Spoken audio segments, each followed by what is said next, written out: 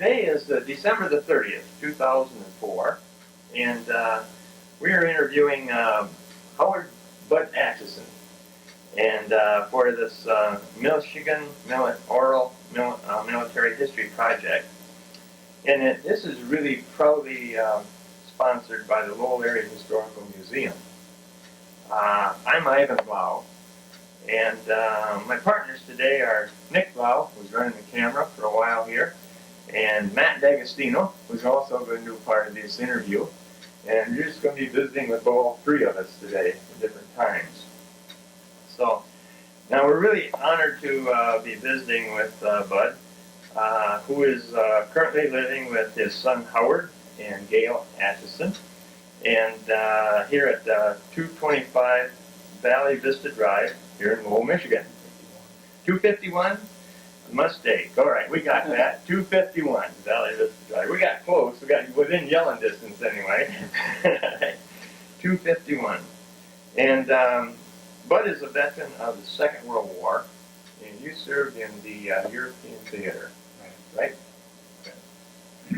Well, to get started today, Bud, I just need a little picture that you can get me of telling me about your early childhood. Tell me a little bit about your mom and dad, who they were, where you were born, and that kind of thing.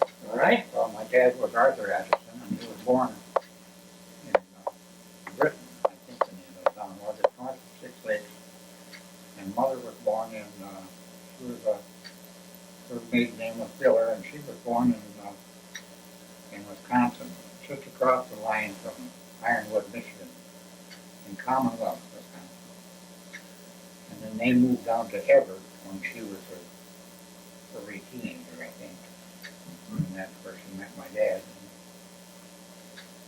Okay, that had been probably what, in the early 30s, or No, before. Around, my brother was born in 21, so it had to be. Okay. Yeah, probably 20 years almost before that. Yeah. Okay. So I think she was only 17 when they were married, because Ron was born quite young, when she was quite young. uh-huh. How many were in your family? Really four.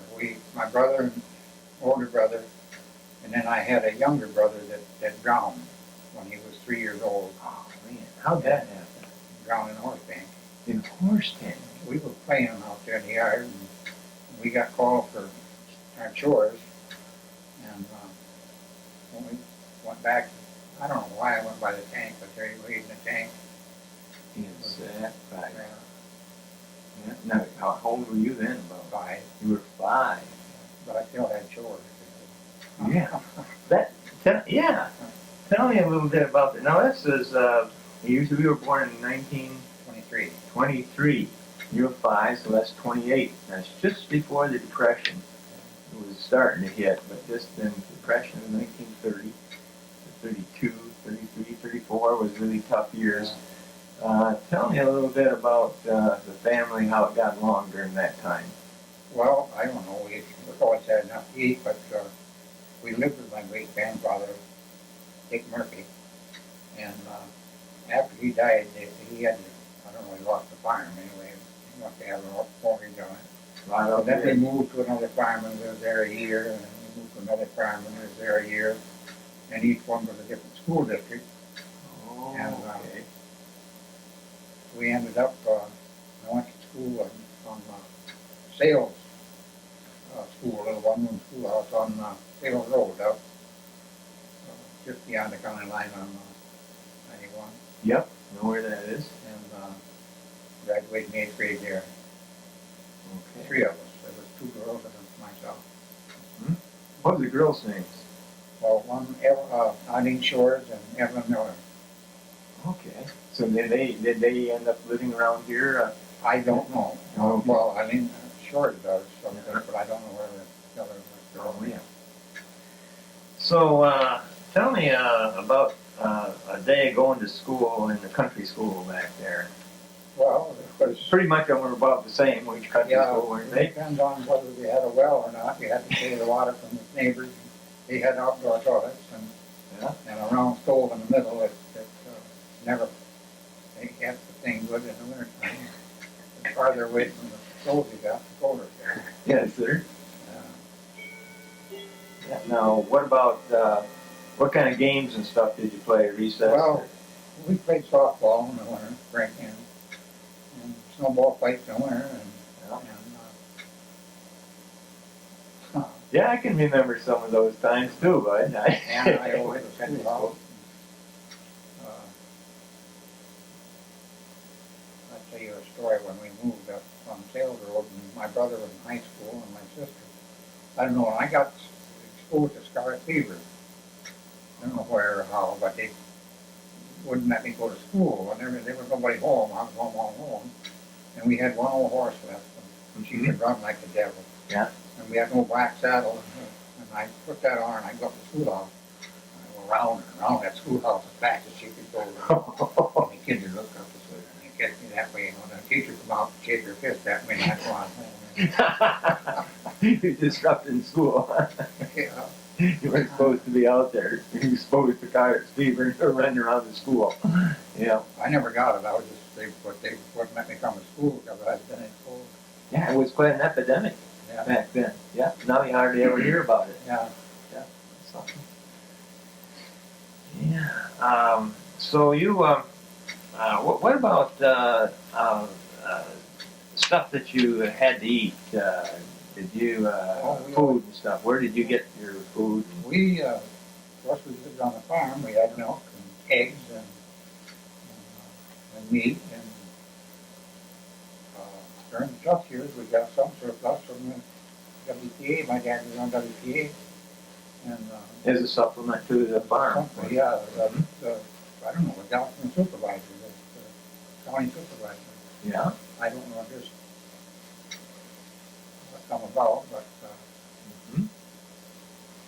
yeah, I think everybody got it, you know. Everybody kind of pooled their stuff together as far as the farmers do, didn't they? Yeah. Now, did you get to work any farm horses and things like that? Oh, yeah. Well, we've done it all horses. I never rode a tractor until I come back from service. Yeah. Get out there and curry them off in the morning, I suppose, and harness them up. I worked for a man, Jim Denton, and he had a big, nice team of horses. If it rained, we polished harnesses, you know. He kept them shined up with oil them and polished the brass. Oh, yeah. Kept them in pretty nice shape. Yeah. They were guys were proud. Old farmers were all proud of their harnesses. Maybe when his barn burned, he built a new one and he pulled logs out from down by the river. It was 32 feet long and would square a foot. And he pulled them out of the woods with that team of horses. One team of horses? Yeah, they were boys. He had one eye, I think, the two of them.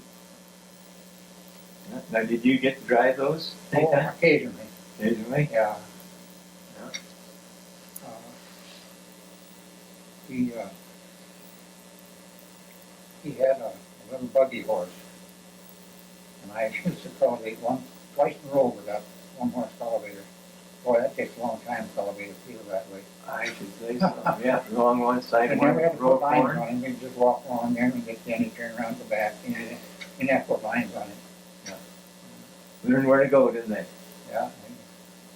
That was a little different than the old tractor. I mean, when my dad first got the tractor after riding the horses, he'd get the corner, whoa, whoa, and he'd go right through the fence. That happened a couple, 3 times.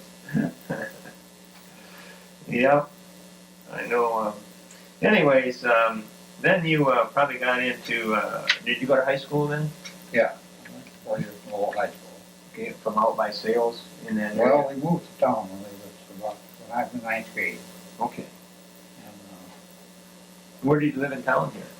well, we lived down on Front Street when we first moved to town. We rented a house down there.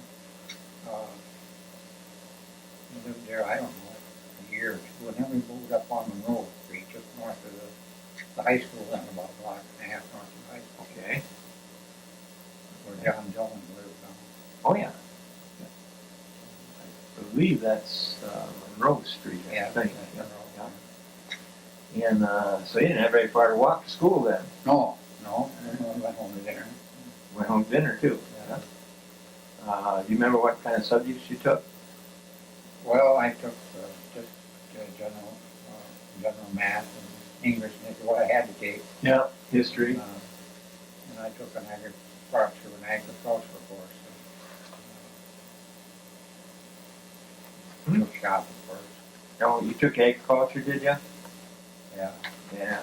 Most of all the farm boys did, or a lot of guys that weren't farm boys took agriculture. You know. I know I took 4 years of ag too. Never became a farmer, but I did. I was on the farm, you know, always associated with the farm, and I done a lot of things. Still have the farm, you know. But it's funny how our lives change and what directions we go from what we think we're going to go when we are in school. You know, didn't think I needed any ag. I didn't need any typing. I didn't want to take took typing. when I had an awful time with a great big old boss of mine. Yeah. And I had an awful time. I passed the qualifications for so many words a minute. I forget what they were. Yeah. But You did. I had an awful time doing it. But you know, today, my gosh, if you don't know how to type, you can't get on a computer. Anything else, you know, is very, very hard. Very hard. I just tried to make some pictures. Got a couple pictures for you the other day, and I had to type in my name in order to check out of the thing that where you make them. You know, I had an awful time. It took me 5 minutes to find the I and the D and an A, and then I had it all in small letters. I didn't have it in capitals, you know. And my gosh, if I'd have wrote my name in school, in country school, without capitalizing the first name, my teacher would have just come right down on me, you know. Anyway, things changed a little bit. You know, when you were at high school, tell me a little bit about what did you guys around town do for excitement? Well, we went to the show for a while. And I worked, Winton Wilcox had a dairy right side of the theater. The building's gone now, between Watkins and the theater. Oh, really? There was And between Larkins he and brought in his night milking, and he went out and got Ernie Pinckney's and Elmer Hale, Leon Hale, that would be. Okay. They were, Leon Hale and Pinckney and Winton Wilcox, White, were sisters. I see. And anyway, it was in-laws, and he picked up their milk, All right. and then he brought it in, and then I hired out, and then we bottled it. We didn't pasteurize anything, we just strained it again and bottled it. Yeah. 4 bottles at a time in single cap. It was in bottles, Uh-huh. and pulled it to cooler. And Then they deliver it and the next day, Uh-huh. I think I got $1.50 a week. $1.50 a week. Yeah. Yes, sir. Carried the milk cans up about 6 steps to dump it in that Yeah. thing of cooler, and then it cold water, and the milk run down over them coils, and move them. Cool it down. Yeah. Keep And then it they put it in a cooler after the bottle. They put it in a cooler. Keep it. Yeah. So that will give you a little extra change. Yeah. Where'd you spend that on? Oh, what kids spend it on? Go to the show, I suppose, huh? The show was there. Go to the theater. Well, the show and got the dining. Is that right? Yeah. I even go to the show. Well, if you take a girl to show, they charge a quarter. That's what the adults pay. And they figure if you take a girl, so what we do, we give the girl a dime, and then we take a dime fee. Heck, say And when we nickel. were inside, then we end up with popcorn. There you go. That wasn't all bad. Well, That's right. 30 cents was hard to come by. Absolutely. My When gosh. you worked for $1 a week, you know. Right. That was the whole day. If you worked 5 days, that was 1 day's wages. Yeah. 30 cents. Absolutely. How would you like that, Matt? Now, if you don't have $20, you can't go to the show. Yeah. Honest to gosh. Can't take a girl to the show for less than about $20. Yeah. Something else, isn't it? Anyway. So you graduated from high school then in what year? 1940. That was 1 year before Pearl Harbor. Right. Yeah. approximately. And anyway, I think what I'd like to do now is I'd like to have Matt and Matt D'Agostino here as my grandson, and Matt's, I'd like to have you visit with him a little bit about how you got into the Army, how you, or where the service at least, and what branches you got into, and whether why you went, and what would, and kind of tell him a little bit. I think you need to tell him a little bit what the feeling of the country was at that time, because these kids don't understand or don't know anything about that you and I kind of know about, Bud. So you fill Matt in here. He'll take over here and get you through basic training here and that kind of thing. All right? So you go ahead, Matt. Okay, well, first question I got to ask is, after you graduated in 1940, did you have a job or anything, or what? Well, What happened? I wasn't old, I was only 17. All right. And I worked for a farmer the first year. Okay. I worked for John Gaddard out on 16. And the next summer I worked for G's Hardware. We put on books and worked in a hardware shop.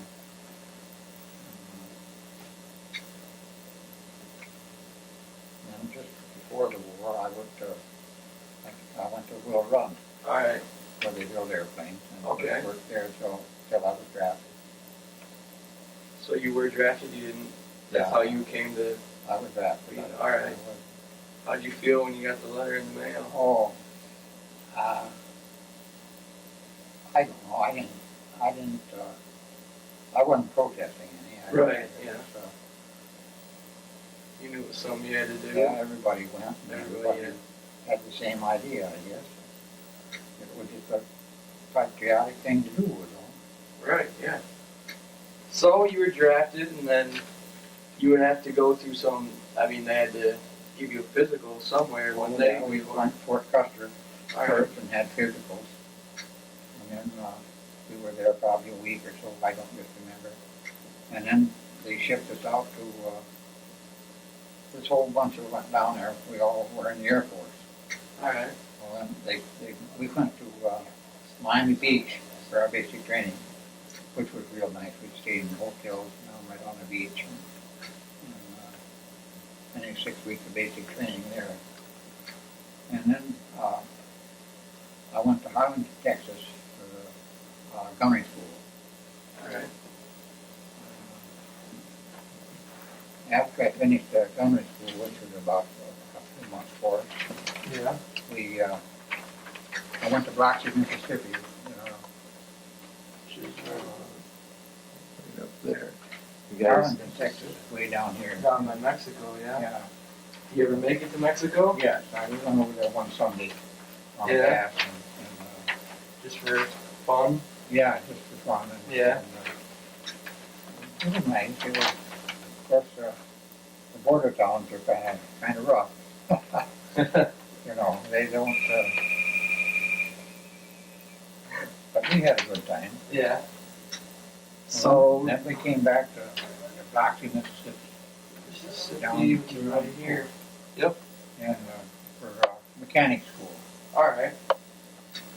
Well, Basic. while I was in mechanic school, I got the idea that I could be a pilot. So I passed all the physical and IQ, or I had to take a test. Right. And I passed all those, so they sent us to a college training detachment for 5 months, and I went to Nashville, Tennessee. There was a cottage up there. College. And college, What kind of college is that? well, it was a girls' college. Oh, really? And anyway, we spent 5 months there. And then from there we went to Birmingham, Alabama, Okay.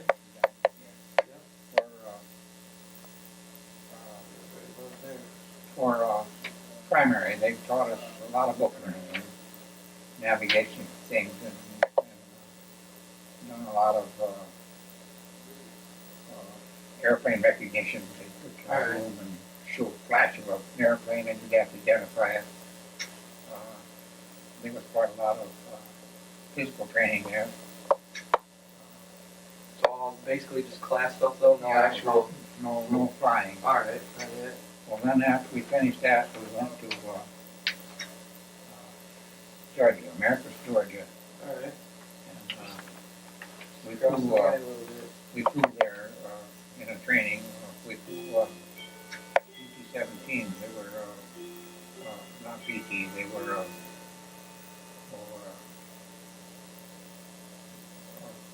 small trainers, piloting, Alright. and but I didn't make it there.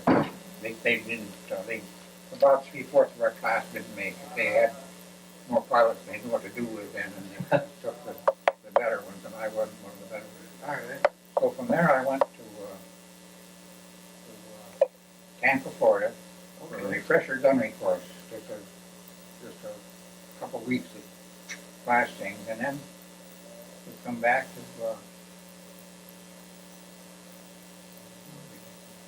Charleston, South Carolina, I think.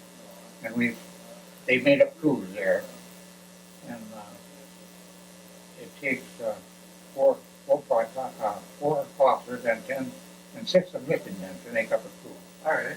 A pilot, a co-pilot, a bombardier, and a navigator, and then 6 gunners. One's an engineer, one's a radio operator, and one's an armor gunner, and then Is that the same crew you stayed with all the time? took our training there. And Matt, we got a picture of that crew here. That's the crew, yeah, and maybe you can show have him tell you about that picture there. All right? Alright. Remember most of these guys, I'm sure. This was our pilot, Okay. and our co-pilot, bombardier, and that was our navigator. And down here was the engineer, and those were armor gunners, and that was the tail gunner, Yeah. and I was a belly gunner, and that was our radio operator, and that was an oil gunner. So you became pretty good friends with Oh, all these yeah. guys, I imagine. And this fellow here was from down by Chicago, Yeah. and after the war, he contacted all these fellows. They were from all over. Uh-huh. And he finally got the address and the phone and where the about of all of them. And it come out. I'm the only one left out of the 10. Amazing. So now, when you were doing all this, skipping from state to state, how did you guys get around? Was it by train? By train mostly. Train, Once yeah. in a while bus, but not. Mostly was all train. Alright. That's quite an experience, a troop train. If you Is never it? experienced it, yeah. Of course, they have one car is a kitchen, Yeah. and you're back there, and they either you have a canteen cup, you know, Uh-huh. and then paper plates. Well, if you're Over walking here. the railroad cars, and you might have to go through 3 or 4. Right. Between the cars is a lot of air, and you might get in there, and you got your canteen with a paper plate sitting on top of it, and the paper plate goes flying. It's quite an experience to go back through there, you know, but carrying all that stuff. And, Definitely something you won't forget then. Mm. So what was the overall feeling of all you guys, you know, were you, I mean, you obviously knew what you had to do for your country. Yeah, and I think the close association with all your crew members, your life is in their hands, you know. When you're, so you form quite a relationship and Yeah, I would imagine. trust each other quite a lot, you know. Yeah. Jeez. So, you had gone through many, many classes, and I take it the first time you said you had tried to become a pilot. What was that, in Alabama, that school? Georgia, Georgia? yes. And then, you know, they turned you down, but you didn't, you still, that's what you really wanted to do, you knew. Well,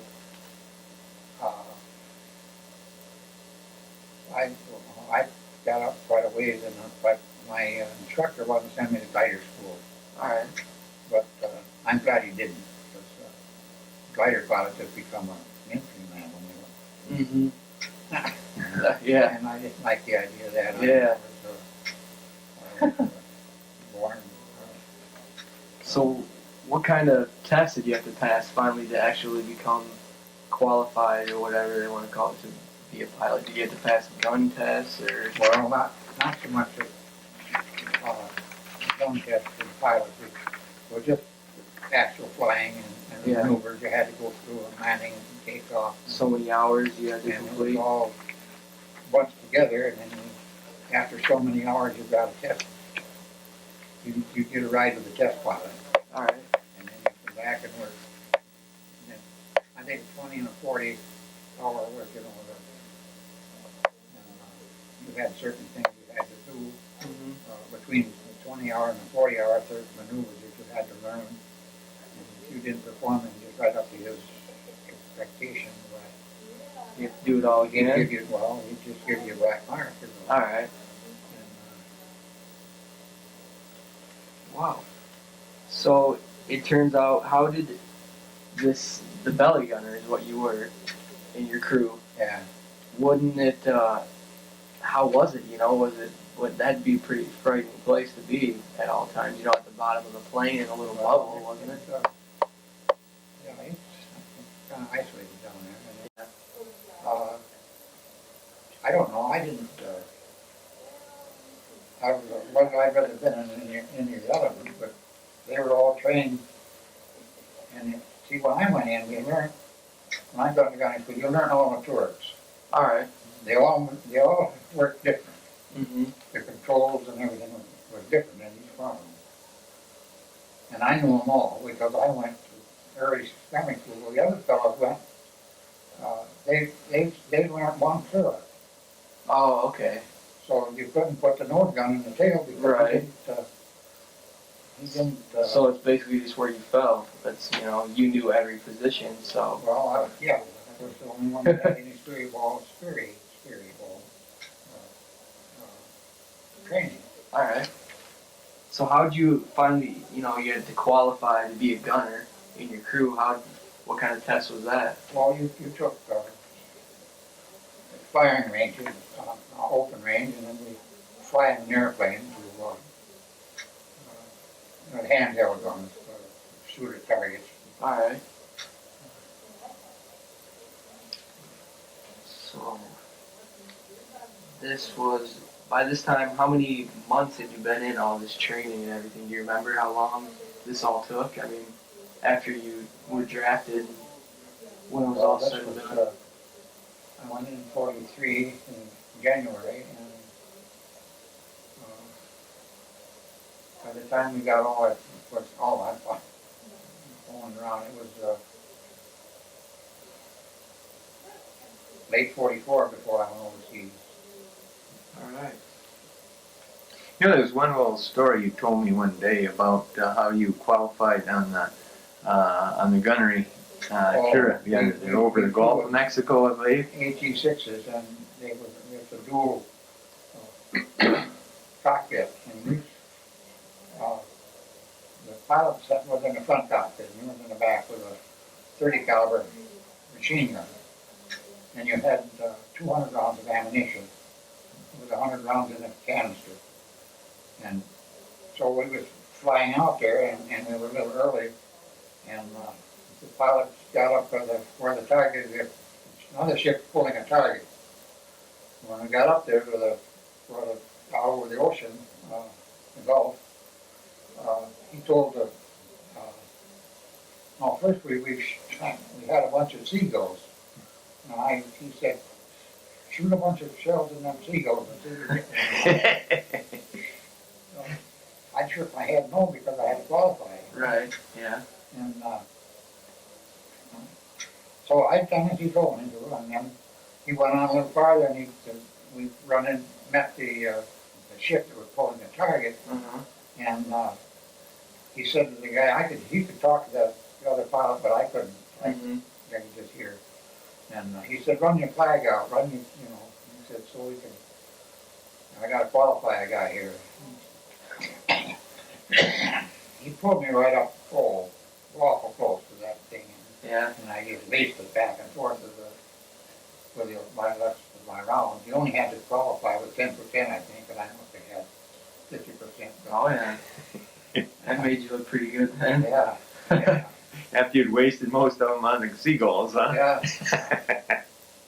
How'd they score those? How'd they know you Well, did it? they paint the tip of the bullet ink I don't know what kind of paint, but it didn't harden. It didn't set up. And when it went through the target, it left a, if yours was red, it left a red mark. If it was green, it left a green mark. Okay. And then they had counters. They count and they stamp them and they count them. So it didn't count twice, you know. Yeah. And then they'd use the target, they'd use the thing again, you know. All right. Well, thanks a lot. And now I think we're gonna pass this next phase over to our other partner in the trio, Nick Blau. I have just a couple questions. To start off again, I'd like to talk about this this point where you're at here, back in the United States. And before you went over to Europe, you started off in and did some overseas training in North Carolina. Is that correct? Right, yeah. Okay, and you were in Charlotte, North Carolina. Yeah. What if you could like paint us a picture of what was going on in Charlotte, North Carolina? That would be great. Well, we done a lot of flying, pretty every day. And we've run on, sometimes it would just be a navigation thing, you know, where they give you a route and the navigator takes it from. Other times at night we might shoot landings all night. Like our pilot and co-pilot and then maybe 6 other pilots, and they take turns and just shoot landings. Of course, we had to be along, I don't know what for, but, and, So how long did that process last? A week or? down the south. Yeah, how long were you there for, you think? Probably 3 months, 3 months. quite a little while. I don't just remember. Quite a little while. And while you were there doing this overseas training, did you get any time off, or was it constant that you were? No, it was steady.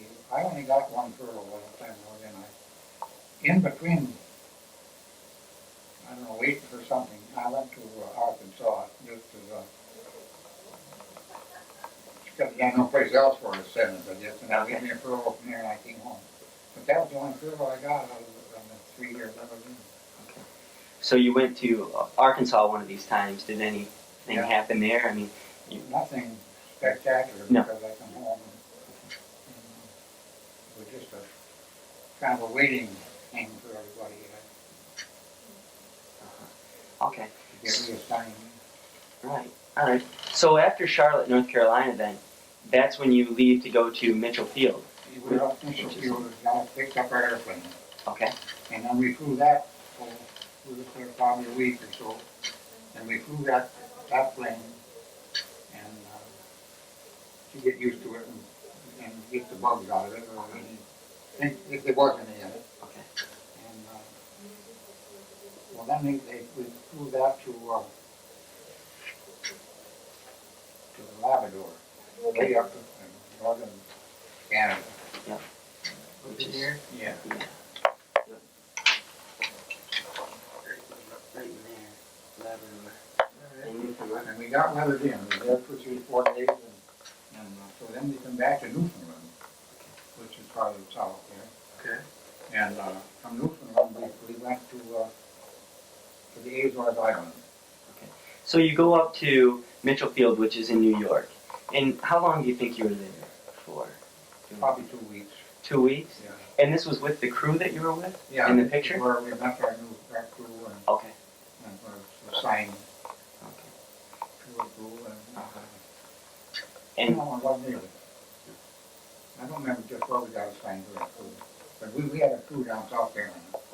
And Mitchell Field, we were just checking out the airplane and stuff. okay. So then from Mitchell Field, you decide your crew and you are going to go to Canada, up in Labrador and then Newfoundland. Yeah. What happened up there? What Well, was just bad weather, we couldn't, bad weather? couldn't take off. But well, it might have been bad weather where we were supposed to go. I think we were supposed to go to Ireland, we didn't know. But that'd be the northern route. So then they brought us back to Newfoundland and then took us to south, I don't know. So how long were you up in Labrador approximately? Oh, probably 3-4 days to a week, I don't just remember. So if there's some bad weather, what do they have you doing up there during that time? Well, there's nothing to do with snowbanks. Yeah. You know, when you get down the runway, snowbanks was higher than the plane on both sides of the runway. There's a lot of snow. And the same way with Newfoundland. They covered the wings of the airplanes up there with a light. The plane won't take off the frost on them. So they have to either have to sleep them off or cover them so they don't get frost on them. So when you were up there, were you at a base then? Or were you near a town where you could get away for a little while? Camp, Army camp. Okay. I don't know, they didn't even try to go to town, I don't know. Well, okay, when you leave Mitchell Field and you leave the U.S. really for the first time, and you go up to Canada, what is the crew feeling at this time? I mean, are you guys, you know you're going over to Europe eventually. What are the thoughts that you guys are processing in your minds about war? I don't know, just,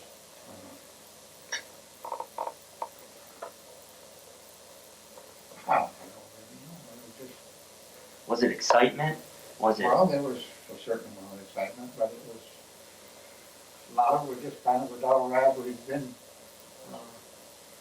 just more training, and it was, you didn't, I don't know. When you so then you finally things must have cleared up in Canada, and you fly out of Canada and go to the Azores Islands, which is in the Atlantic Ocean. Yeah, where it's warm. So you go from this cold climate all of a sudden to this warm climate. You're probably, what were you wearing up in Canada at the time? When you fly, even in the summertime, you have to wear heavy clothing because it's cold when you get up at altitude, and you fly at altitude to save gasoline because it's airtime. So when we got to Azores Island, we had heavy wool clothes on, you know, and everybody was running around in shorts. And of course, we had all our clothes with us, you know, but then we was only there overnight. So you went there to refuel maybe, or? Yeah, refuel and eat. Yeah. But we left about 4 in the morning, Okay. and we got to the Azores at noon, Okay. around noon. So you got there and you said you stayed there for approximately a day? I think so, I can't remember, not over a day and a half. Okay. What was it that you and the crew did at the Azores Islands? Well, there wasn't much to do, we would walk around and see the sights and stuff, watching fish, everybody fishing off the bank. There was a lot of thievery going on, so somebody had to stay in the airplane at night. So I volunteered and slept with a runway, kind of a crawl stage from below the pilot's compartment to the nose part. And I sort of sleep in that and slept in that because you had to go by to get in the other part of the plane. So I slept in it that night. Rather than take turns going out and back. So did anybody at any time try to take anything from the plane? No, they never had any trouble. But they had been thievery in the past, you know. Yeah. So that was your assignment that night to stay in the plane? Or? I had to do that and wake up at 2 o'clock in the morning, go out and spend my 2 hours. What would you do during that 2 hours? Well, you just sit there so that nobody would get in your plane and take your clothing or whatever you had in there. You know. Yeah. Okay. And then from the Azores Islands, you went to Africa, is that correct? Went to Africa, in the northern Which is in Morocco, I believe? Yeah, there was a little town called Marrakech, something like that. And we were there 3-4 days. We dropped our plane out there. Well, then they came down from where we were stationed, where our camp was, and picked us up and took us back up to Denver. So when you're in Morocco and you land the plane, you're with the crew at the time. What was the feeling that the crew had? And also, when you landed that plane and you arrived in the city, how did the people in that city treat you? Well, we didn't get to the city. We didn't go downtown. It was, we stayed out in the camp. As I know, well, we'd come out of the mess hall, or the mess, wasn't a mess hall, it was a kitchen like thing, and you had your canteen and your mess kit, and these little A-rats, or whatever they was, black. If there was any food left in your thing, they'd grab it. And if you had anything left in your canteen, any liquid or anything, they had a can there and you dumped it in there and they took it. They ate it and drank it, whatever. Did any of them speak English? No, well, there was a few men, I don't know about the kids, but there was a few men who you could talk to a little bit Okay. that was working around there. Uh-huh. Did you ever have a conversation with one of them? Well, not any lengthy conversation. Okay. All right. So then, from Africa, your destination is to go to where? Well, we went up in Italy. We were just a little bit south of Florence, Italy. Okay. So you're near Florence, Italy, then, and which is in the northern part of Italy, near the center, about. And you're there in Florence. What's your job to do at that point? Well, we flew out of there, and we fly not more than every other day. We very seldom flew one day after another. Uh-huh. But missions. In between times, they'd push on detail. Okay. So you were doing these different missions, these different combat missions at one point, and then every other day you'd be on detail of some sort. And we were talking before, and you said you had done about 12 different missions. Do you recall one of those missions to be maybe more special, or did something unique happen on one of those missions? Could you explain? Well, Paint us a picture. well, of one that. of our first missions was we dropped flag bombs in front of the British 8th Army. And a flag bomb is just a small, about an 8-pound bomb, and they tied them all together in a steel band around them and hung them on racks in the plane. And when you took the thing, the band opened and all the things would fall out. And we were told that the bombs go out, they alternate. There's 4 racks and they alternate so they don't dump all one right on top of the other. Well, anyway, we were told off the salvo. That means that you pull the lever and everything falls out. And as soon as we got done with it, the pilot asked the bombardier over the intercom if everything went all right. And he said, well, the first so many racks went electrically, but he said I had to salvo the rest of them. And boy, I wasn't in the turret. I was right by it, which was right to the rear of the bomb bays. And I opened the door and looked out and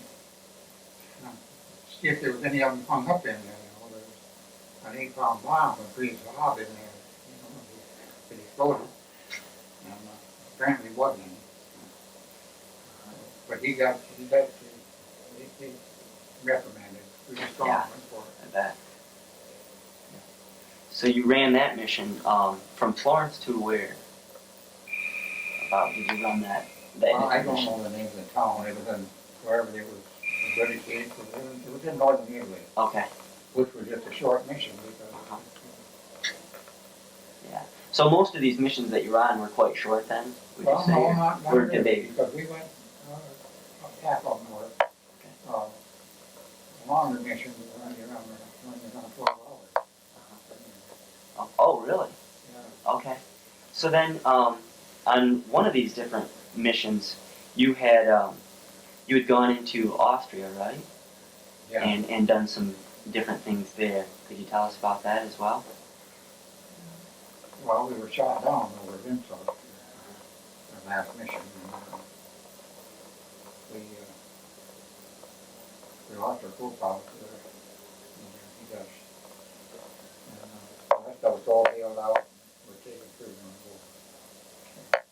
Now, when you bailed out, what happened? Did you, I mean, were you okay, or did you get hurt or anything? Well, yeah, I hurt myself when I fell when I hit the ground. I was able to walk and the only one that got hurt was coming down with a, already got there broke his leg.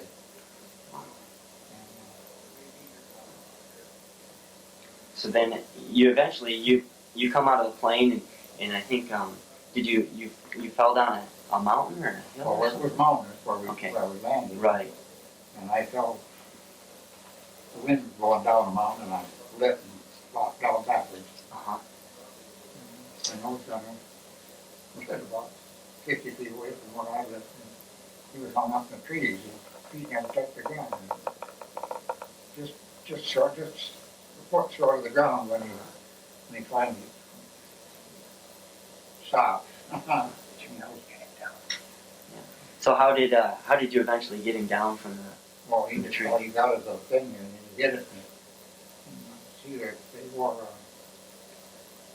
they call they were designed for water. When you run over the water, they had a thing here, and you just turned it, and you hit it, and all the straps come loose. Oh yeah. And then you just fell out of it. Especially if you're coming down over water, you don't want that to have a parachute on top of you. Right. So you get out of it before you hit the ground. I couldn't wear one because I was too big to get my turret with one of them on. So I had just a strap. I had. So you had a strap across you then? Well, yeah, across here and down your legs. Yep. Strapped on. Yep. Maybe you could take us through that a little bit when your plane was hit, and just give us a play-by-play how that happened from. Well, we were after the railroad yards in Lentz, and we were one of the last things we heard over the intercom was the navigator says we're a minute from the target and we're right on time, and we were right over the center of town. And we got hit 3 times, once in the nose and once in the middle, and once in the tail section. That when you got hit in the nose, is that what killed the co-pilot? Or? Well, I think the middle one got him. Oh. The nose gunner had his parachute setting on we didn't wear a parachute in the turret. We snapped him on afterwards. They had a big snap and ring. And his shoes was gone. Because you laced your shoes in a snap so that you hit the ground, you had a pair of shoes, and the shoes were gone. But the parachute set on their thing, so it must have been pretty close there. Of course, you trying to remember all these things. They happen quite fast, you know. Yeah. Anyways, we flew, I don't know how long, but we were upside down, we were in position, and the pilot finally got us straight around and on a level keel, and they have a bell that they push for the signal you to jump out. And the bell sounded, and we all jumped out. Then you had to get your parachute, get out of your turret, right? Well, yeah, we got out of the turret, but the parachute, we had it on and standing there waiting, wondering what's happening, because we can't see there's 4 of us in the back, 2 waist gunners and a tail gunner and myself. And the bottom bay doors are still open, there's a little runway about that wide that you could walk on in the middle. And 10,000 feet, you don't feel like balancing on that little walkway. No. So we stood wherever we was and wondered what was going on, you know. And finally the bell rang to get out. The plane was shaking and vibrating like bad, and we knew what was going to happen. It was Just when, huh? When it was going to happen. it never burned. It hit the ground, and the co-pilot was killed, and they brought his cap back and his dog tags, and they weren't scorched or anything. And they said the plane was. We heard later that the plane never burned. Just crashed. So now at this point you're on the ground, and how many people from your crew are left with you? Well, they were, Nose Gunner and I were together, and we got into they took us to a kind of a church-like building. Who was that took you? Ryan was there, Was it Americans, Germans? Who? just a German church, I think it was a church. Anyway, they had a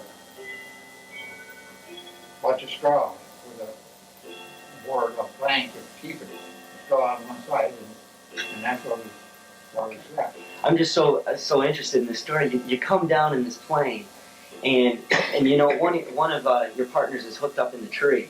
Well, no, he was down with it. He was down at this point, and then you come, and I'm sure you're talking with each other about what you're going to do and everything like that, and you got to be thinking in your mind, did you have any weapons on you or anything like We that? each had a 45 caliber pistol, Okay. but within 10 minutes hitting the ground, we had 4 or 5 soldiers pointing rifles at us, so we just gave them a bit. So you just kind of backed off at that point. Wouldn't have been no fight, Yeah. So the soldiers, they come up to you, and what are they speaking English or German? No, but you know what they're talking. Oh yeah. Yep. Yep. And follow them, Okay. and once in a while you get one soldier or civilian or somebody that could speak a little English, but mostly it was all sign language. Okay. So now they have taken you to this church-like structure or something like Yeah, that? it was don't remember what it was. Okay. And they guided you to this place. Now, were they friendly to you, or were they angry? They weren't rude, or they weren't clubbing us over the head or anything. Okay. But they just demanded discipline, We walked in a couple of days, a day or so later, they probably the next day, they took us all aside one at a time and interrogated us. Oh yeah. What was their procedure for interrogating you? Oh, the guy wanted to know where you was and what your target was and stuff like that, but you didn't tell him. So if you didn't tell him anything, did he ever like point a gun at you? He pointed, no. He said, him and I sat to a picnic table, and he was a wheat buyer, and he'd been all through here. He'd been in Michigan, and he speak pretty good English. So before the war, he was a grain buyer. Okay. And, so how did he try to get that information out of you? oh, he just asked you questions, and you just act dumb. Now, if you acted dumb, maybe he looked at your uniform and noticed that you had on a certain medal or a badge or We didn't something. have any medals. No. We had a prayer. Okay. Most of us had just like a coveralls, overalls. Okay. Well, they were tan in color. And I think the only thing they had on them was a 15 or fly wing type thing, Okay. So you sat there at that picnic table that day, and he would ask you different questions, and if you didn't answer them, and he just keep asking you other questions, trying to find out with you. Full of questions, and he want to know how many bombs we carried and what they were, what size they were, and we just say we didn't know. Okay. All right. Good. I'm glad we're at this point. I just want to back it up just a little bit because I have a couple questions about your missions as well. And I know one time when we were talking before and you were in Italy, you had a general from your army possibly come in. He wanted to see you do some different flight in the air. He wanted to see different flights. Could you explain that? Formations and how close we were together, because they fly right up wingtip to wingtip, and he just went up in another plane and observed what was happening, and these planes would change leaderships as the day was progressing, and it happened that when he said that he had enough, we were in the lead, and he said, "You boys play tag or something." Oh yeah. And that just tickled our pilots to beat the band because they was pretty good pilots. And they went right down in the mountain gas, right down treetop level and that whole big 324, Uh-huh. So you're playing tag with each other. Did anything happen, or did anybody try to do anything spectacular? No, they was just having fun, and it was fun. It was just a two in this event up with a pilot and co-pilot and radio operator and myself. And we stood between them, the pilot and them, and hung on. Yeah, I bet. They were just grinning like they did. Yeah. Now, when you say playing tag, what exactly do you mean by that? Well, we'll follow the leader. Okay. And so one plane is following. That's what I meant instead of tag, was follow the leader. Okay. You couldn't follow too close because of the prop wash would get too much air. Right. But stay back a 100 yards probably, and you wouldn't get too much of that. Uh-huh. Okay. How long did that go on for? Oh, half hour, Half hour. 20 minutes, I don't know. And so you're probably up in that plane and you can hear each other talking, maybe or not. Oh yeah, you had Yeah. if you had your helmet on, you had your, you had to plug it in. Uh-huh. Of course, at that altitude, you wouldn't be on oxygen anyway, you wouldn't have to have. Okay. All right. Awesome. So when you get done with this, playing tag or whatever, what happened? You landed the plane and. Yeah, they just come back and turn it back in where they got it Okay. to be filled up and ready to go. Uh-huh. Did you talk to the general at all after this? At all? I don't know, we didn't, Gunner didn't talk to Ken. Right. I just wondered if I had wondered if you had heard anything about. Was he excited to see this happen? Or was he? Did he think that it's I spectacular? remember him saying he'd done a good job, though, or something like that. And he took off to wherever he was from. And I don't even know if he was flying a B-24. He could have been in a fighter ship, Okay. Getting back to those 12 missions that we were talking about before, something that we had talked about a couple days ago was that you had had an incident with a Jeep. And could you tell me a little bit about that? Well, one day when we weren't flying, we were put on the detail and sent over to a headquarters, I think, and they were doing some building. And they told us to get that truck. So we piled into the back of the truck, and the driver drove off the river banks, and he said, "Okay, boys, fill her up." And nobody told us to get shovels, and there was other trucks here, and they all had shovels, but we didn't. So just to do something,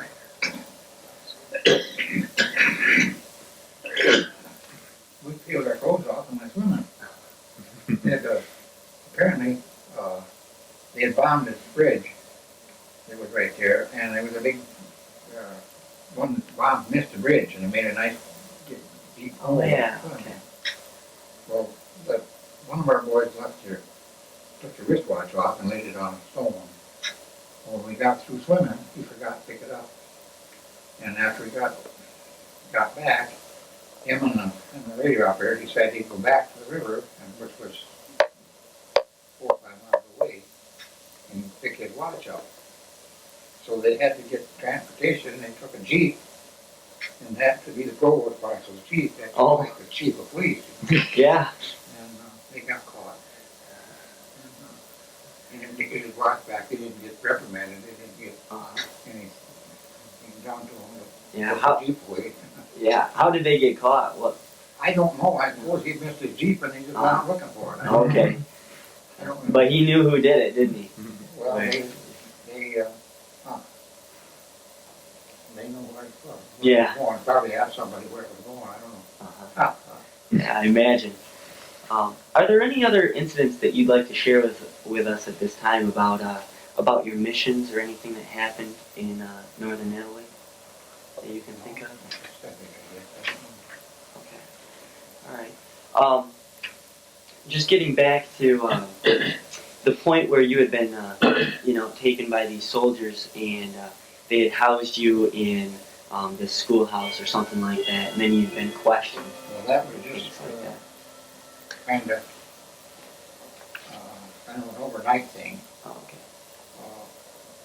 Because it was getting evening when we all got back together. And it seemed like the next day they loaded us on a truck and took us to a town called Amstetten, to an army camp there, and they housed us in barracks. Okay. Where was that town located? In what country? In Austria, In Austria. I don't know, probably within 50 miles of Linz. I don't know. Oh, okay. Uh, So now you're housed in these barracks.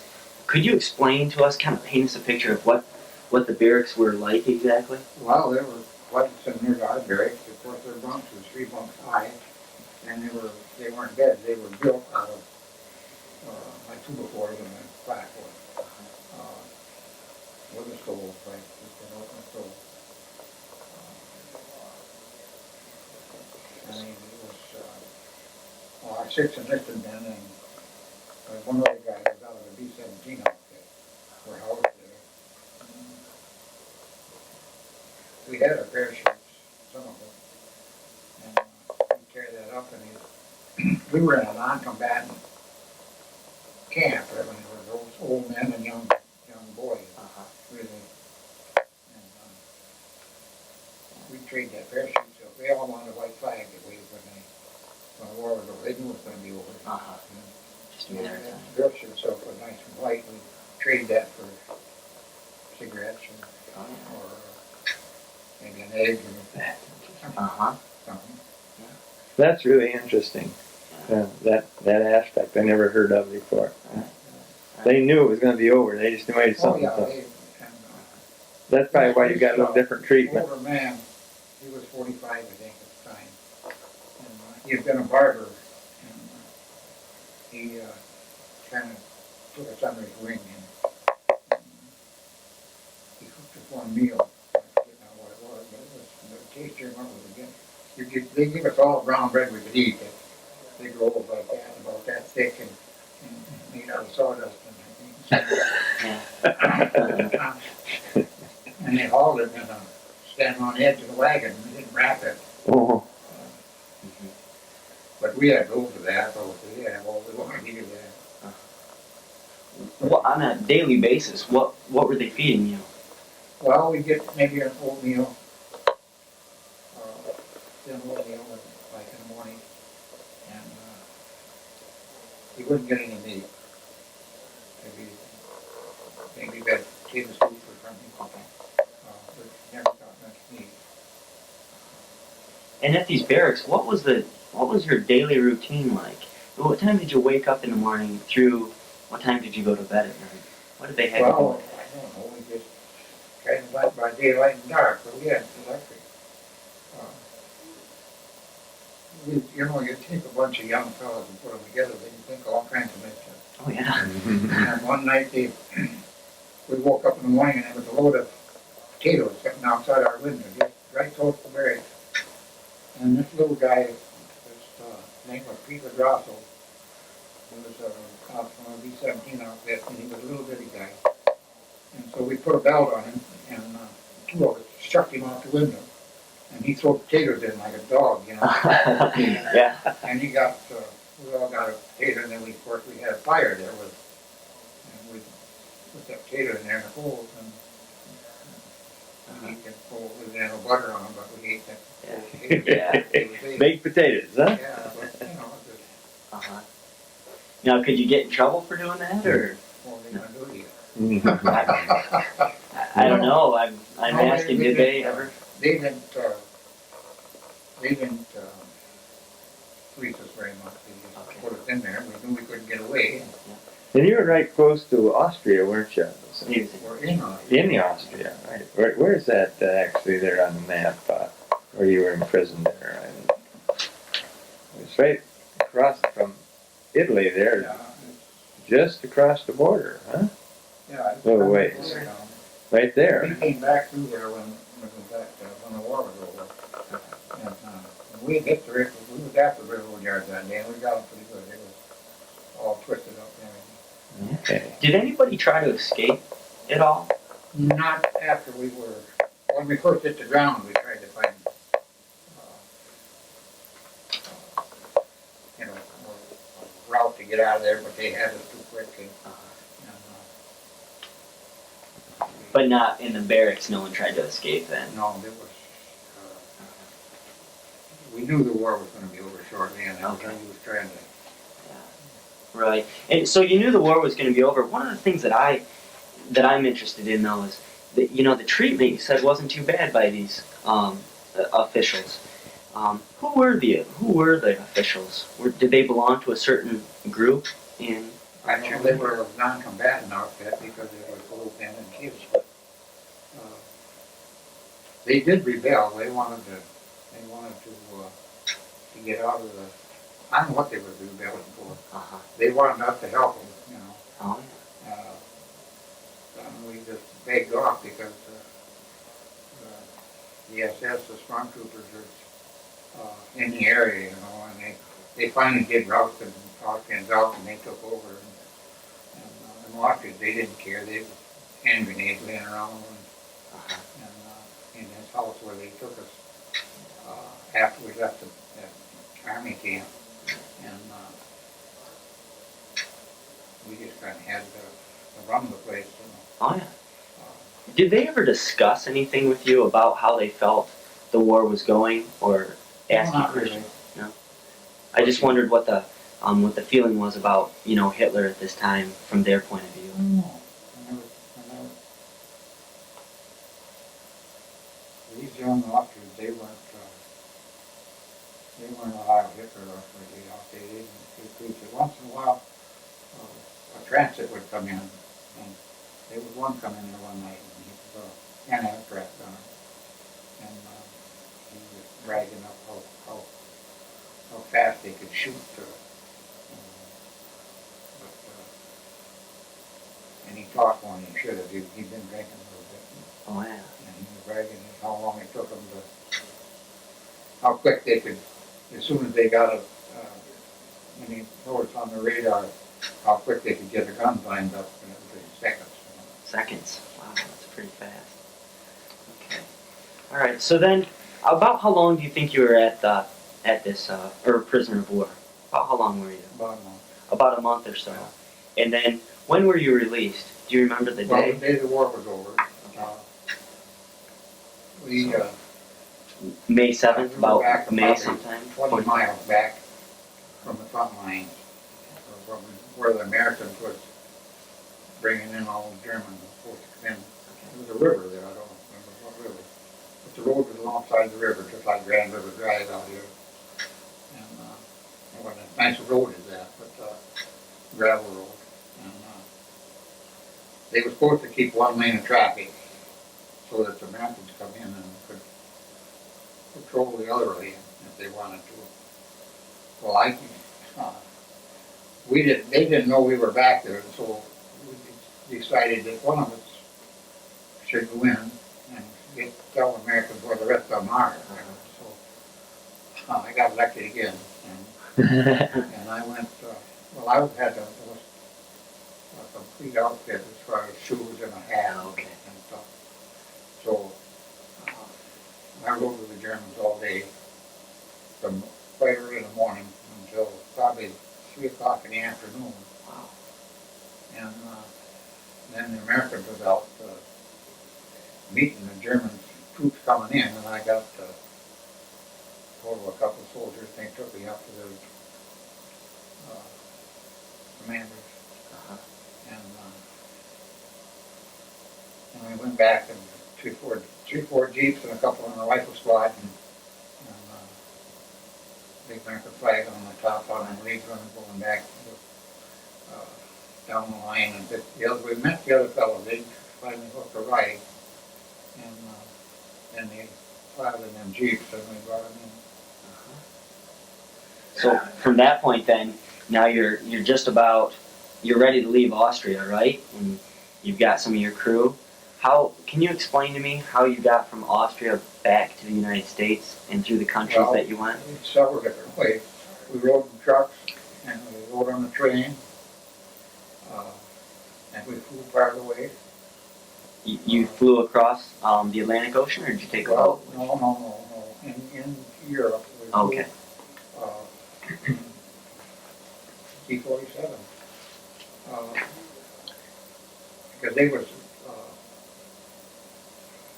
half of us scared to death of dang pilots. There was a routine of them, when they get up there, they two planes, they start bumping wings tips, Wow. Just for fun, huh? Just for something to do. And it bothered everybody, but especially the infantry guys that had been prisoners of war was a whole plane load of us guys, Uh-huh. And it bothered us. Our radio operator, there was one parachute in the plane, and he got it put it on. And he stood right by the door. He was scared to death. And we finally talked to him and told him to quit that. The guy was really getting scared. But anyway, I don't know. I remember we come through Paris and, on a train, because we had an all day over there, and the guys walked out in the streets. What we couldn't do now, we had any money or anything. What was that like in Paris? You come in by train, and did you get off the train? Yeah, Okay. I think we had to change trains. I don't know. Okay. Did you? We just walked around a little bit because. How did the people greet you? Did they talk to you, or did you talk to that There French people? wasn't much to talk about, It was at night. Yeah. It was dark. So Okay. there wasn't many people out.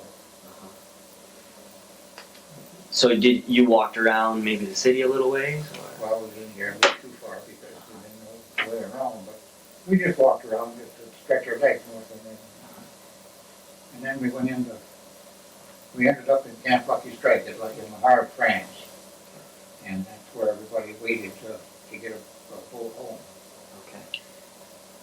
So then you Hold up it, man.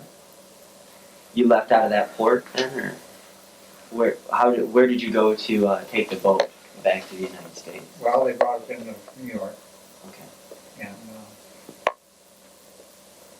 and then they brought everybody back to the nearest army camp from your home, and ours was Fort Sheridan. And 10 years, we was on the same boat or not, but we met each other in Fort Sheridan, and we come home on the train that night. And that Fort Sheridan's near Chicago, is that right? Okay. Chicago. Okay. So you came into New York City, or? Well, no, we come together in Fort Sheridan. He heard my name when they was making roll call or something. He watched where I sat, and then afterwards he tracked me down. Okay. And we was on the same. Well, we bought tickets on the same. They give us tickets on the same train. Right. Okay. So you ended up back in the United States, and eventually you got to Chicago. But before that, did you get some discharge papers or anything like that? No, when we come home, they give us we got a 60-day furlough. Okay. And then we got a 30-day extension on that. Some of them did. Mine got lost in the mail. And then we went back to Miami Beach for a reassignment. And they sent me up to Columbus, Ohio, Okay. to Patterson Field. Okay. Dayton, Ohio, or was that? No, Columbus? Patterson. They closed that camp while we were there. Okay. And we were on special orders to go someplace, and they took all the airplanes out. And we were supposed to ship out someplace in Nevada or someplace, I don't know. But anyway, my discharge come up, and I drove over from where I was staying. My wife came down and we had a trailer. And I drove from there to Dayton, to Patterson Field, and got discharged from there. Okay. Well, thank you very much for the time, and I'm going to turn this back over to let Ivan Blau visit with you and talk to you about your aftermath of your service. Well, Bud, I heard you mention that your wife was there. When were you guys married? We were married before the war. Before you were born, during that 2 years there or so after high school. Yeah, we were married when I was working at Well Run. Okay. And then you had some children then? Not until 45, 1945. Uh-huh. September. And tell me about your kids you had. Just had the one boy. Just Howie? Yeah. Uh-huh. All right. So then, actually, then you had to try to get yourself back into the swing of being a citizen again, right? Yeah. Yeah. How did that come about? What did you do? I started out to try to take a carpenter apprenticeship job, and through the government, but it paid you a certain amount. But it was about a 4-year apprenticeship. They didn't start you out very much money. And I would barely make out of it. So I dropped out of that and I went to, I think I went to work with Beard Boys. Uh-huh. They were construction people. Yeah. They're around goal here. And then you got that. How did you get into that? I remember you done a lot of roofing. That's what I remember you as. Well, yeah. Roofer. I worked with them for 2 years, and of course, the roofing is kind of a seasonal job. Sure. And I worked in factory some. And finally, I just dropped the factory, and I was working the factory in the night and roofing in the daytime when the weekends meet. And I was making more money roofing on the part-time than I was in the factory, so I just kept shingling. And the last, the last 10 years that I worked as a custodian at the school, but 30 years before that, I roofed pretty darn steady. Mm-hmm. I worked for a roofing company. Mm-hmm. And you roofed farm barns and stuff like that? Yeah, anything. Churches. Yeah. That's getting pretty high up there sometimes. Yeah, I roofed. You know that manual roof in churches, roofed by the wood hospital? Yes. I roofed that. Roofed the steeple. Put that on that cross up there on top. Is that right? You helped put that cross up there? I worked on one steeple once. Man, I was so glad when I was done. Yeah, well, that was a short one. That was out at Snow Church out there. So. That was the work had a crane in there. Uh-huh. Hooked you up with a crane. Uh-huh. But still, you got to get up there and fasten it down. It don't fasten down by itself. No. No. No. I remember the day we put that cross. There was another guy with me, and put that. There was a steel pipe run up out of the crane, out of the top of that steeple. Uh-huh. And then the cross had a wooden block in the bottom, one halfway up, Okay. with a round hole in it, sort of.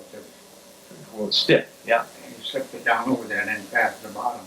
Mm-hmm. They took it down to go leave it. And Oh. then put it back up. Oh, okay. But it had to go high enough to get down over that thing. So, and the wind was blowing quite good that day.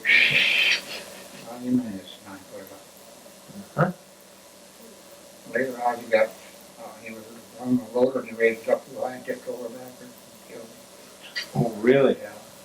Something about a loader and it raised it up too high. Oh, that top heavy and boom. Wow. Yep, those things happen in construction. Yeah. It's just sometimes it's almost as dangerous as some of the war. Yeah. Yeah. I also you said that you spent quite a little time then with the school as a custodian. Yeah. At what school did you? I worked in middle school here in Lowell. Mm-hmm. 10 years. That's a little warmer inside than it was. Yeah. Yeah. Of course, I got really cold. They used to put a guard at the railroad tracks, Okay. and they asked me if I'd do it, and I done that for a couple of years. Of course, I was getting close to retirement, and they figure retirement on your annual wage, Oh yeah. Sure. or not estimated wage, but what you did earn. Yes. So what money I could make on the railroad track went on to my. Extra. Uh huh. Sure. Well, boosted up a little bit, made a little better retirement. Good. Yeah, we had to look for all those kinds of things, didn't we? And I think that kind of come from our years of depression times when we thought about what a buck was worth. Yeah, and how to make it and how to keep it. You know, I guess I think to end this up a little bit, maybe we ought to talk a little bit about your ribbons and medals there. And if you would just explain those to Matt there a little bit, which ones are which and what they are. Well, this top one is the theater of operation you work in. And that's, this is European theater, and I think that's American Coastal thing. And this is the Purple Heart. And this is the Purple Heart medal. And this is the wing you get for being a crew member. And this is it's a prisoner of war medal. What are these two over here? Well, they're just insignias that you put on your lapel. Alright. When did you actually receive your wings? Well, after gunnery school, you got a wing. Alright. Matt, do you have any other last minute question you might like to ask Bud? Yeah, actually I do. I'm curious as when you were discharged, what was your actual rank? Sergeant. Sergeant? Alright. And one more question, if you don't mind me asking, you don't have to answer this, but just wondering, overall, after looking back on everything, what was, the best experience or memory that you could take? I mean, I know it's a war, but what, if you think back, what just sticks out in your mind that, you'll never lose, and you'll always know, just a good memory? Well, a lot of things.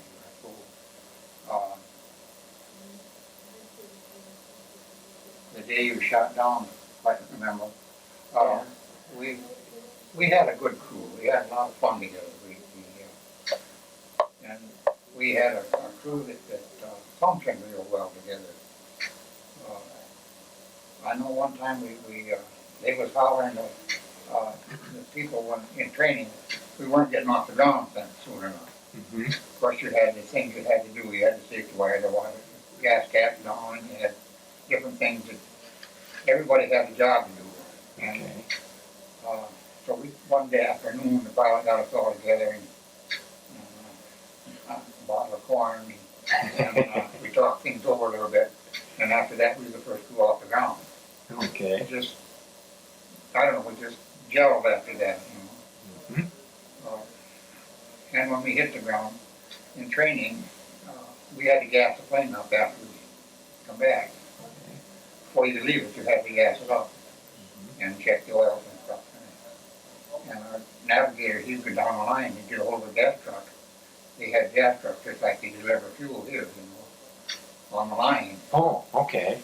And they'd drive up there and he'd go get one, and wherever he had to get one. He'd drag you right, make them drag right up there, He'd be gassed up and gone, So cooperation. Yeah. That's just like in working in construction. Probably some of your construction, work kind of One hand paid off, One hand washes the other. Exactly. You had to work together when you're up there on top of a steeple, But as, he, as well as in an airplane. We had a good crew, and we had a radio operator that well, he went on when he come back home. He was a professor in a college out in New York, and he taught electronics and radio and stuff. Okay. And finally, I guess he wrote an article in one of the big magazines every month that come out. And, but he knew a radio, and he had to see a radio operator in training has to get, well, certain days he had to get 3 position reports. That would be for navigation. You would take them 3 points, and the angle from them 3 points would tell you where you were. Oh, okay. And he'd get one of them on a traffic pattern, when flying around the field, getting ready to go. He had one, because the ground operators took the strongest and most clear signals coming in. It was almost cold. All right. And he'd stamp out a good clear code to them, and fast one, and they'd answer him before they'd answer somebody else. Oh, And okay. he'd have him, his quota things in before the rest of them got started when they. That was kind of reassuring to know somebody knew where you were when you're flying around Well, up there. see, we flew across on radio navigation, but the pilot, the navigator, navigated all the way across. Mm-hmm. And when we got Prisoner over there, we said, how much longer? And he said, well, if you guys look out the waist window, about 45 degrees down, he said, you'll see the Azores Islands. Mm-hmm. And we looked out the window, sure enough. There they were. Islands, yeah. But he was good at it. And on top of it. And Nick, do you have any questions you'd like to ask? I think I'm all set with questions. I just want to say thank you very much for the time and the information that you've given us. Well, I got a couple questions that I'd like to ask you, but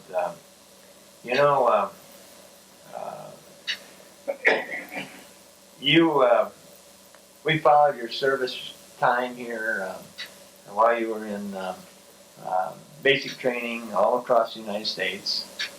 We followed you across the Atlantic Ocean, up to Newfoundland, and then across the Atlantic Ocean to the Azores, to Spain, to Italy, and Austria, and back again. You put an awful lot of miles in a short time. And that's one thing that I just think is something that is important to me to see where you went. And I wondered if that you felt good about that, being able to see those places. Being there. Yeah, there were some places that I would like to go back and see. They did the bomb group that I was with had an excursion. They went back Did they? over there, yeah, but I couldn't go. Uh-huh. And they went and they seen some of the places that where we were stationed, but where our camp was farm ground now, I mean. Yeah. And I guess there's one other thing, too, that I'm kind of wondering about. And do you see any difference in the way people view our military involvement today as compared to how the people felt during the First World War? Well, I think people were, parents and everybody was more proud of their family that was overseas or went in the army than they are now. They don't. Now it's kind of you're there because you've got to be there. They tell you got to be there, And I don't know. I know my parents was all proud of us boys because we was in the service, Yes. And I don't know if that happened, so much. Yeah. I noticed that some of the people and some of the reporting that you hear on the radio and TV and stuff, this doesn't seem to be quite the patriotic feeling that I felt when during those days. But Vietnam, Yeah. that was, we kind of knew what we was fighting for before, but I don't know. You don't even know why are we here, Sometimes. Yeah. I guess the other thing I'd like to ask you too is, how did the time that you spent serving your country, that was like 2 years, 9 months, and 10 days, taken out of your life there, how did that affect the rest of your life? Did it have any effect? I don't think so. You come back home and settle right back down into Being a civilian again, huh?